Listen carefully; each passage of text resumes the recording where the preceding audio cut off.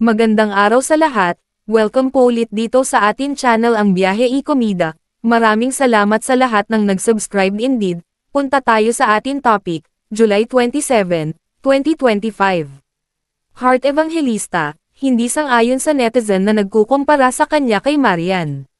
Matapang na pinagtanggol ni Heart Evangelista si Marian Rivera matapos sabihin siya umano ay mas may class kumpara sa kapwa aktres.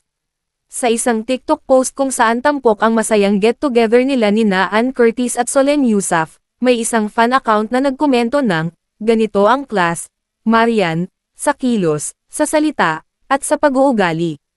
Hindi pinalampas ni Heart ang pahayag at agad siyang tumugon, wag ganon. Marian is a woman of her own.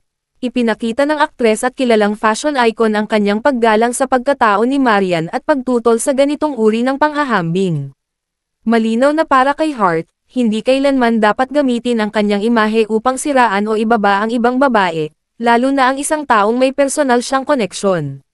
Matatandaang noong 2023 ay kinumpirma ni Heart at Marian na nagkabati na sila matapos ang halos isang dekada ng alitan.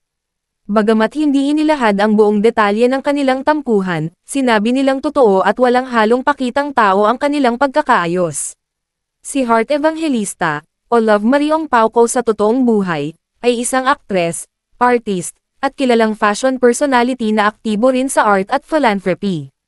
Bukod sa pagiging isa sa pinaka-stylish na personalidad sa bansa, nakikilala rin siya sa kanyang pagiging vocal sa mga isyu tungkol sa kababaihan, mental health, at respeto sa kapwa. Si Marian Rivera naman ay isang kapuso prime actress na sumikat sa mga teleseryeng, Marimar, at Jezebel.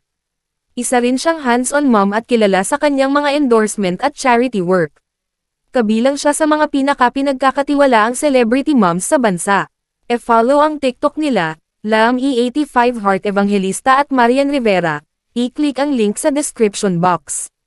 At yan ang ating latest showbiz chika update for today. Huwag kalimutan mag-subscribe, i-click ang notification bell for more showbiz chika updates at suportahan po ang ating Facebook page. Maraming salamat sa lahat ng nag-subscribe indeed, magandang buhay sa lahat, adios.